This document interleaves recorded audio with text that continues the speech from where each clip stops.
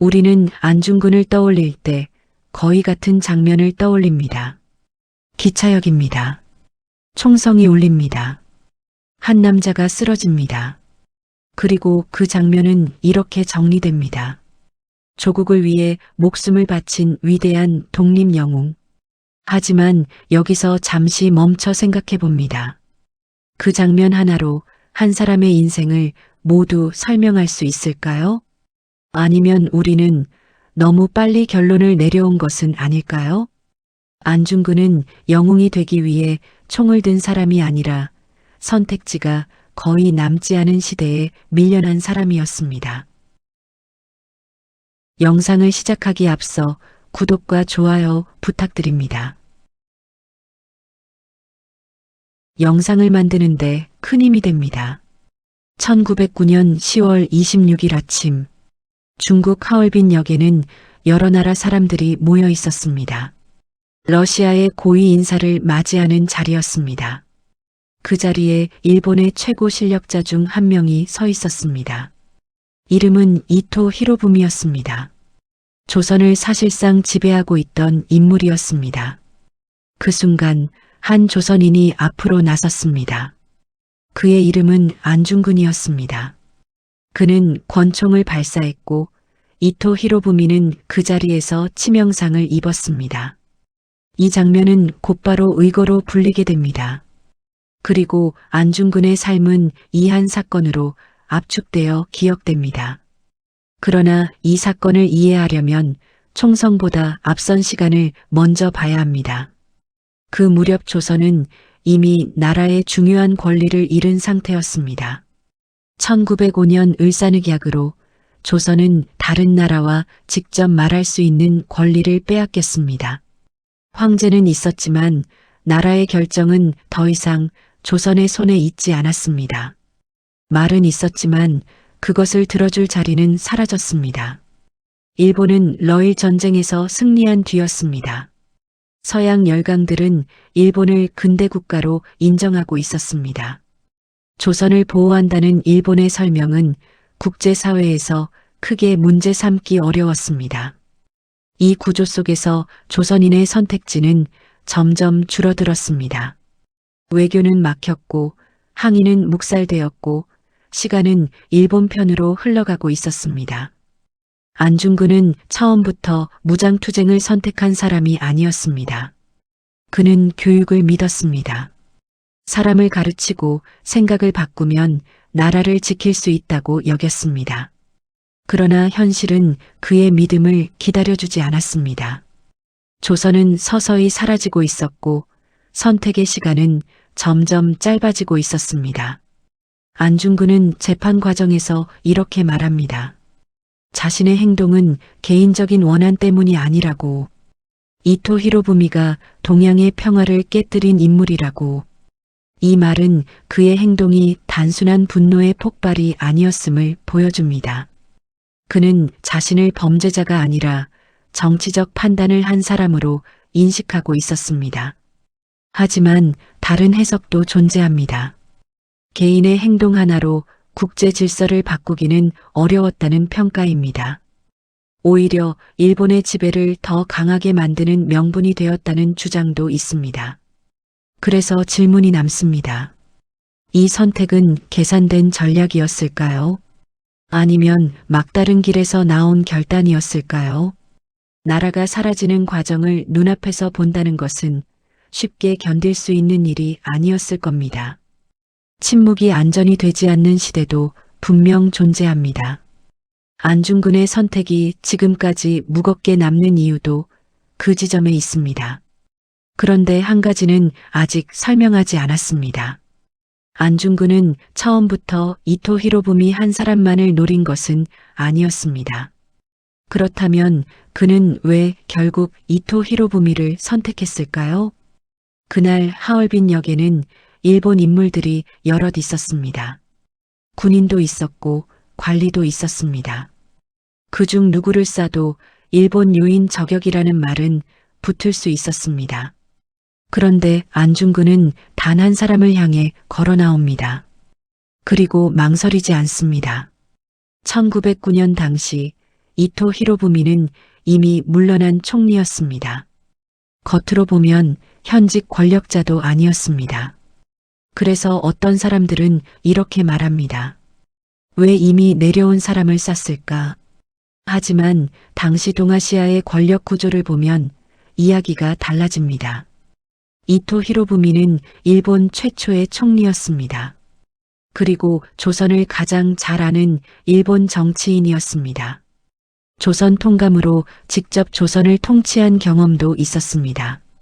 조선을 어떻게 다뤄야 하는지, 무력으로 밀어붙일지, 시간을 두고 잠식할지, 그 설계도를 만든 사람이 바로 이토였습니다. 일본 내부에서도 그는 특별한 존재였습니다. 군부와 정치권을 모두 아는 인물이었고 서양 열강과 외교 창구를 가진 몇 안 되는 정치인이었습니다. 안중근의 눈에 이토 히로부미는 단순한 개인이 아니었습니다. 그는 하나의 얼굴이 아니라 하나의 구조였습니다. 조선을 보호한다는 이름으로 지배를 정당화한 상징이었습니다.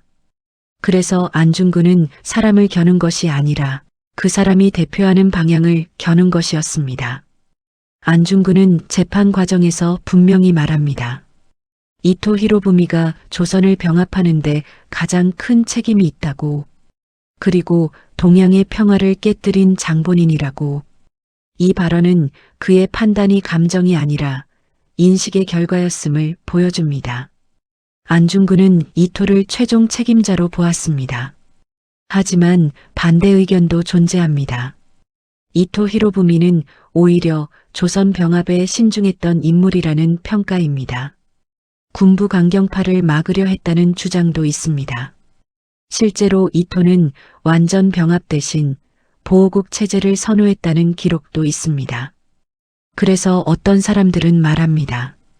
가장 극단적이지 않은 인물을 쐈다고. 그 시대를 살았다면 누가 진짜 책임자인지 가려내는 일은 쉽지 않았을 겁니다. 눈에 보이는 얼굴보다 보이지 않는 구조가 더 무서운 때도 있습니다. 안중근은 그 구조를 한 사람의 이름으로 정리했을지도 모릅니다. 이토 히로부미는 한 개인이 아니라 조선을 향한 일본의 방향을 대표하는 얼굴이었습니다. 하얼빈은 조선이 아닙니다. 일본도 아닙니다. 러시아의 그림자가 짙게 드리운 도시였습니다. 그렇다면 이런 질문이 자연스럽게 따라옵니다. 왜 안중근은 조선도 일본도 아닌 곳을 택했을까요? 왜 그는 국경을 넘었을까요? 그 선택은 우연이었을까요? 계산이었을까요? 하얼빈은 우연한 장소가 아니라 국제 정치가 가장 노출된 무대였습니다. 1909년의 하얼빈은 특별한 도시였습니다. 이 도시는 러시아가 만든 철도를 중심으로 급성장했습니다. 동아시아의 여러 나라 사람들이 오가던 곳이었습니다. 당시 하얼빈은 러시아의 영향력이 강한 지역이었습니다. 일본의 완전한 통제 아래 있지 않았습니다. 그래서 일본 요인들도 비교적 경계를 낮추는 공간이었습니다. 안중근은 이 점을 알고 있었습니다. 그가 노린 것은 단순한 암살 성공이 아니었습니다. 사건이 어디에서 일어나느냐가 중요했습니다. 조선 안에서라면 이 사건은 곧바로 진압되었을 겁니다. 일본 안에서라면 일본 내부 문제로 처리되었을 가능성이 큽니다. 그러나 하얼빈은 달랐습니다. 하얼빈은 러시아, 일본, 중국의 이해가 겹친 장소였습니다. 한 사건이 곧바로 국제 문제로 번질 수 있는 공간이었습니다. 안중근은 그 무대를 선택했습니다. 그날 이토 히로부미는 러시아 고위 인사를 만나기 위해 하얼빈에 왔습니다. 외교 일정이었고 국제 무대였습니다. 안중근은 그 공개된 자리에서 행동했습니다. 그 선택은 메시지를 분명하게 만들었습니다. 이 사건은 개인의 복수가 아니라는 점, 조선의 문제는 국내 문제가 아니라는 점, 동아시아 전체의 문제라는 점이었습니다. 안중근은 재판과 진술에서 자신의 행동이 조선을 넘어선 문제라고 말합니다. 동양의 평화를 위한 행동이었다고 설명합니다. 이 말은 장소 선택과 맞닿아 있습니다. 국제도시에서 벌어진 사건은 국제 언어로 읽히기 때문입니다. 하지만 다른 해석도 존재합니다. 하얼빈이었기에 가능했던 우발성을 강조하는 시각입니다. 이토 히로부미의 일정이 갑작스럽게 바뀌었고 안중근이 이를 즉각 따라갔다는 주장입니다. 이 경우 하얼빈은 전략보다 기회의 공간이 됩니다. 계획보다는 순간의 결단이었다는 해석입니다. 그 시대를 살았다면 국경은 생각보다 무거운 선이었을 겁니다. 그 선을 넘는다는 것은 돌아오지 못할 각오를 포함했을지도 모릅니다. 안중근은 그 무게를 알고도 국경을 넘었습니다. 하지만 사건은 여기서 끝나지 않습니다. 하얼빈에서 올린 총성은 곧바로 재판으로 이어졌습니다. 그 재판은 과연 올바른 재판이었을까요? 총성이 멎은 뒤 남은 것은 법정이었습니다. 사람들은 묻습니다. 법은 누구의 편이었을까요? 재판은 진실을 가리는 자리였을까요? 아니면 이미 결론이 정해진 절차였을까요? 그 질문은 지금도 낯설지 않습니다. 권력이 강할 때 법은 어디에 서는가라는 질문이기 때문입니다. 안중근의 재판은 법의 형식을 갖췄지만 판단의 방향은 이미 정해진 재판이었습니다. 하얼빈에서 체포된 안중근은 곧 일본의 손에 넘어갑니다. 재판 장소는 일본이 장악한 관할 구역이었습니다. 그곳은 일본의 군사력과 행정력이 미치는 공간이었습니다. 재판은 일본 법정에서 열렸습니다. 재판관도 검사도 일본인이었습니다. 조선의 법은 적용되지 않았습니다. 안중근은 자신을 범죄자가 아니라 전쟁 행위자로 규정했습니다. 개인적 원한이 아니라 정치적 목적의 행동이라고 주장했습니다. 그래서 그는 포로로 대우받아야 한다고 말했습니다. 하지만 재판의 틀은 달랐습니다. 일본은 이 사건을 정치 행위가 아닌 형사범죄로 다뤘습니다. 살인사건으로 규정했고 일본 형법을 적용했습니다. 여기서 선택의 갈림길이 생깁니다. 전쟁의 문제로 다룰 것인가? 치안의 문제로 처리할 것인가? 일본은 후자를 택했습니다. 그 선택으로 재판의 결론은 좁아졌습니다. 유죄와 사형이라는 방향 말입니다. 재판 기록을 보면 절차는 빠르게 진행됩니다. 변론의 시간은 충분하지 않았습니다. 증인 채택도 제한적이었습니다. 이 점은 재판이 형식에 가까웠다는 인상을 줍니다. 결론을 향해 곧장 나아가는 구조였기 때문입니다. 하지만 반론도 있습니다. 당시 일본법 체계 기준에서는 절차상 문제는 없었다는 주장입니다. 당시 국제법도 개인의 정치적 암살을 전쟁 행위로 인정하지 않았다는 설명입니다. 그래서 이 재판은 이렇게 나뉩니다. 그 시대의 법 기준으로 보면 합법이었는가? 정의의 기준으로 보면 공정했는가? 그 시대를 살았다면 법정은 보호막이 아니라 벽처럼 느껴졌을지도 모릅니다. 말할 수는 있었지만 바뀔 수는 없다는 느낌 말입니다. 안중근이 느꼈을 고요한 체념도 그 지점에 있었을 겁니다. 그런데 재판이 끝났다고 해서 그의 말까지 끝난 것은 아니었습니다. 안중근은 판결을 기다리며 글을 쓰기 시작합니다. 쇠창살이 닫히면 말도 함께 닫힌다고 생각하기 쉽습니다. 그러나 어떤 사람은 그 안에서 오히려 말을 시작합니다. 밖에서는 총을 들었던 사람이 안에서는 붓을 들었습니다.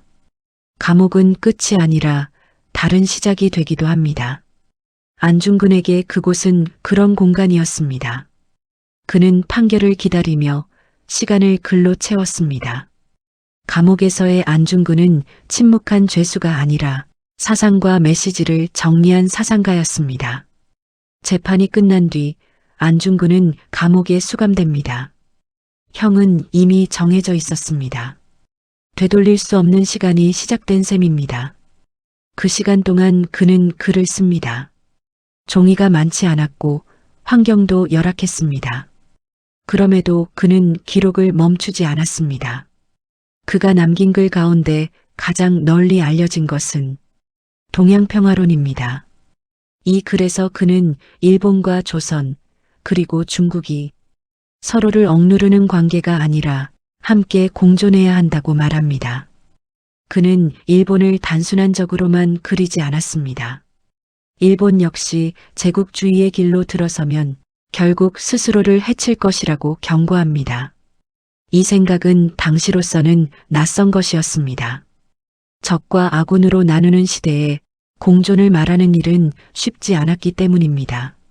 안중근은 감옥에서조차 자신의 행동을 정당화하는 데 머물지 않았습니다. 안중근의 글에는 분명한 일관성이 보입니다. 개인적 복수보다 구조적 문제를 강조합니다. 동아시아 전체의 안정과 평화를 반복해서 말합니다. 이 점에서 그는 단순한 독립운동가가 아니라 국제 질서를 고민한 인물로 읽힙니다. 하지만 다른 해석도 있습니다. 그의 글은 끝내 완성되지 못했습니다. 현실 정치에 적용되기엔 이상적이었다는 평가도 있습니다. 또 어떤 시각에서는 이렇게 말합니다. 감옥이라는 극한 상황이 그의 생각을 더 이상적으로 만들었을 가능성도 있다고, 시간이 얼마 남지 않았다는 사실을 알면서도 생각을 정리한다는 일은 쉽지 않았을 겁니다. 말보다 글이 오래 남는다는 것을 안중근은 누구보다 잘 알고 있었을지도 모릅니다. 그런데 그의 글만 남은 것은 아니었습니다. 안중근은 자신의 마지막 모습까지도 준비합니다. 감옥에서의 안중근은 총 대신 글로 자신의 생각을 남겼습니다. 사람은 죽음을 앞두면 두려움부터 떠올린다고 합니다. 그러나 어떤 사람은 그 시간을 정리의 시간으로 씁니다. 울부짖는 대신 말의 순서를 정합니다. 원망하는 대신 남길 것을 고릅니다. 안중근에게 남은 시간은 길지 않았습니다. 그는 그 사실을 알고 있었습니다. 그래서 그는 마지막을 준비하기 시작합니다. 안중근은 죽음을 피하려 하지 않았고 죽음 이후에 남을 의미를 준비했습니다. 사형 판결이 내려진 뒤 안중근에게는 시간이 주어집니다. 그 시간은 선택의 시간이 아니라 정리의 시간이었습니다. 그는 탄원하지 않았습니다. 형을 가볍게 해달라고 요청하지도 않았습니다. 대신 그는 자신이 왜 그런 선택을 했는지를 다시 설명하려 했습니다. 안중근은 일본 법정의 판결을 받아들이되 그 의미까지 일본에 맡기지는 않았습니다. 해석의 주도권은 스스로 쥐고자 했습니다. 그는 유언을 남깁니다. 자신의 유해를 조국 땅에 묻어달라는 부탁이었습니다. 지금이 아니라 나라가 되찾아진 뒤의 말입니다. 이 부탁에는 조건이 붙어 있었습니다. 지금의 조선이 아니라 미래의 조선에 돌아가겠다는 뜻이었습니다. 또한 그는 자신의 죽음이 분노의 불씨로만 남지 않기를 바랐습니다. 사람들이 생각하게 되기를 원했습니다. 왜 이런 선택이 나올 수밖에 없었는지를 말입니다. 안중근의 유언과 기록을 보면 그는 마지막까지 태도를 유지합니다. 후회나 변명보다 정리를 택한 모습입니다. 이 점에서 그는 자신의 죽음을 하나의 메시지로 만들려 했다고 볼 수 있습니다. 죽음마저 말이 되도록 다듬은 셈입니다. 하지만 다른 해석도 있습니다. 이미 결과가 바뀌지 않는 상황에서 의연한 태도 외에 선택지가 없었다는 시각입니다. 체념이었을 수도 있고 종교적 신념에서 비롯된 평온이었을 수도 있습니다. 마지막을 안다는 것은 하루하루가 무거워지는 일입니다. 그 무게를 견디는 방식은 사람마다 다릅니다. 안중근은 그 무게를 준비라는 방식으로 견뎠습니다. 그리고 마침내 그날이 다가옵니다. 죽음은 개인의 끝이었을지 모릅니다. 하지만 그 이후의 이야기는 개인을 벗어나기 시작합니다. 사람의 죽음은 한순간에 끝나지만 그 소식은 시간을 타고 퍼집니다. 누군가는 고개를 숙이고 누군가는 분노하며 누군가는 침묵합니다. 같은 죽음이라도 받아들이는 방식은 다릅니다. 안중근의 죽음 역시 그렇게 갈라졌습니다. 안중근의 죽음은 하나의 결말이 아니라 조선과 일본, 그리고 국제사회에서 서로 다른 의미로 번져간 시작이었습니다. 1910년 3월 안중근의 사형 소식이 전해집니다. 소식은 빠르게 퍼졌지만 전해지는 방식은 달랐습니다.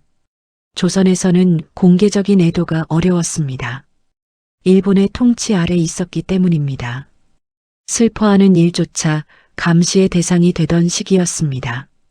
그럼에도 사람들은 조용히 반응했습니다. 말 대신 표정으로, 행동 대신 침묵으로 뜻을 나눴습니다. 그의 이름은 크게 불리지 않았지만 사람들 마음속에 남았습니다. 일본에서는 분위기가 달랐습니다. 공식 기록과 언론은 이 사건을 치안 유지의 성과로 다뤘습니다. 국가 질서를 위협한 인물을 처벌했다는 시기였습니다. 그러나 일본 내부에서도 반응은 하나가 아니었습니다. 일부 지식인과 종교계에서는 이 사건을 두고 불편함을 드러냅니다. 폭력의 악순환을 걱정하는 목소리였습니다.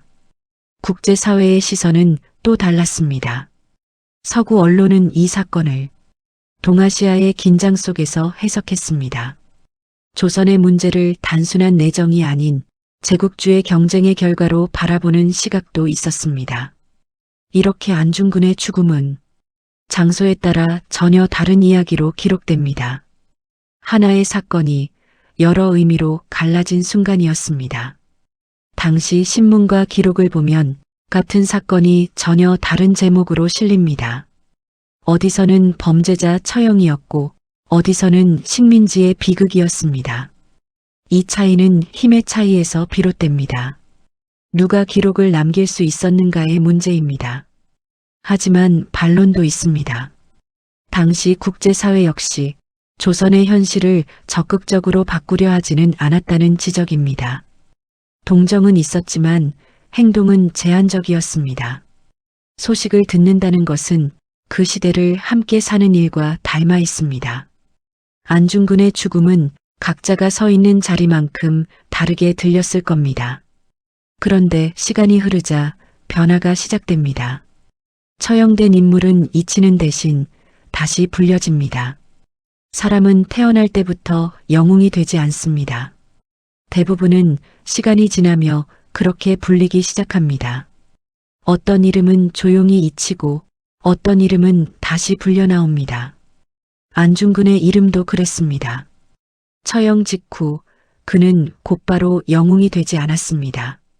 안중근이 영웅으로 불리기 시작한 것은 사건의 순간이 아니라 기억이 재구성되는 과정 속에서였습니다. 사형 직후의 조선은 공개적으로 이름을 부를 수 없는 공간이었습니다. 추모는 곧 처벌의 대상이 되었습니다. 그래서 그의 이름은 입 밖으로 나오지 못했습니다. 그 대신 사람들 사이에서 조용히 전해졌습니다. 이야기로, 소문으로, 기억으로 남았습니다. 이 시기에 안중근은 영웅이 아니라 말해지지 않는 이름이었습니다. 시간이 흐르며 상황이 바뀝니다.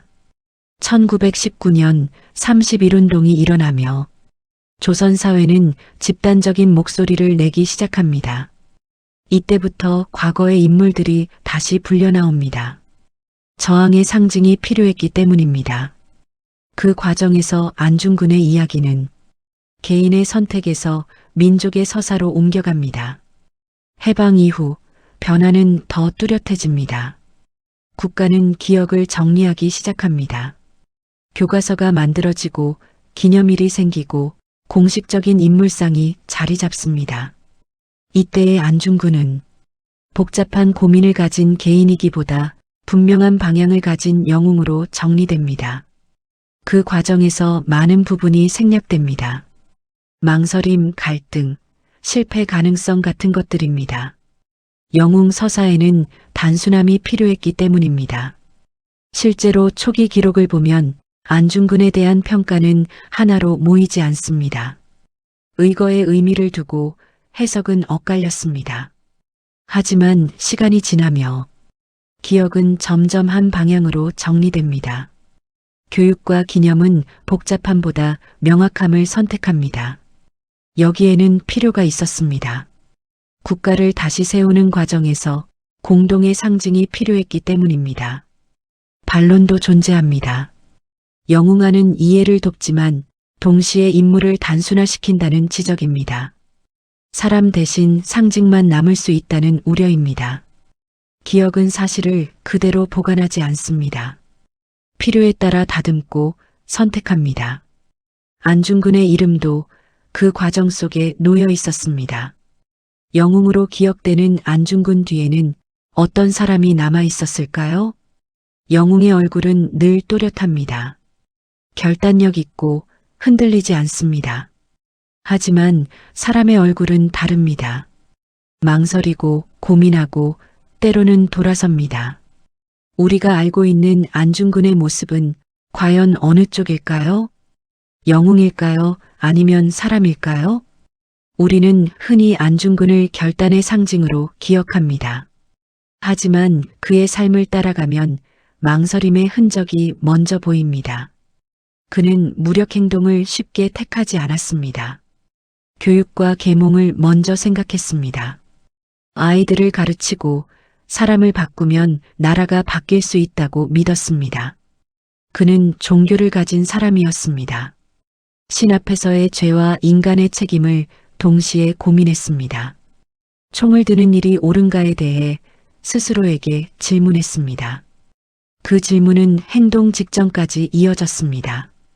결단은 빨랐지만 고민은 길었습니다. 또한 그는 혼자가 아니었습니다.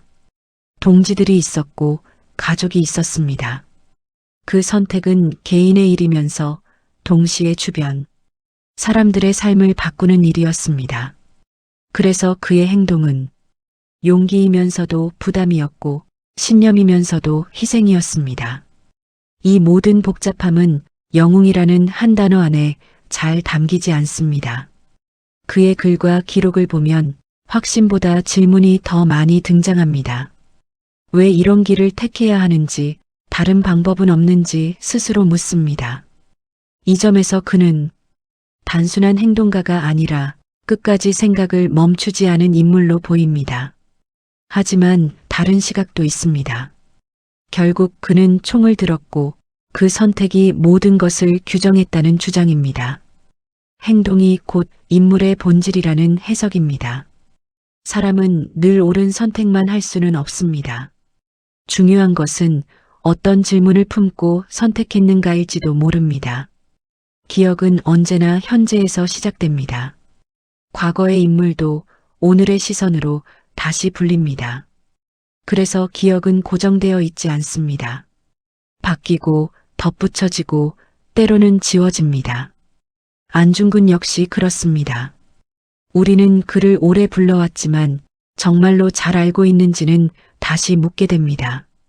우리는 흔히 안중근을 한 장면으로 기억합니다. 기차역, 총성, 쓰러진 이토 히로부미. 그 장면은 분명 강렬합니다. 그러나 그 장면 앞에는 긴 시간이 있었습니다. 말로는 바꿀 수 없었던 외교의 벽, 시간이 갈수록 줄어들던 선택지, 국제 질서 속에서 지워지던 나라의 이름. 그 속에서 안중근은 결정을 내립니다. 그 결정은 옳고 그름으로만 나뉘지 않습니다. 가능한 선택이 거의 남지 않은 상황에서의 결단이었기 때문입니다. 그래서 그의 행동은 질문을 남깁니다. 다른 길은 정말 없었는가? 그 시대의 사람이라면 우리는 어떤 선택을 했을 것인가? 해방 이후 우리는 그를 영웅으로 불러왔습니다. 그 이름은 우리에게 힘이 되었습니다. 무너진 자존감을 다시 세우는데 필요했습니다. 그러나 시간이 흐른 지금 기억의 방식도 달라질 수 있습니다.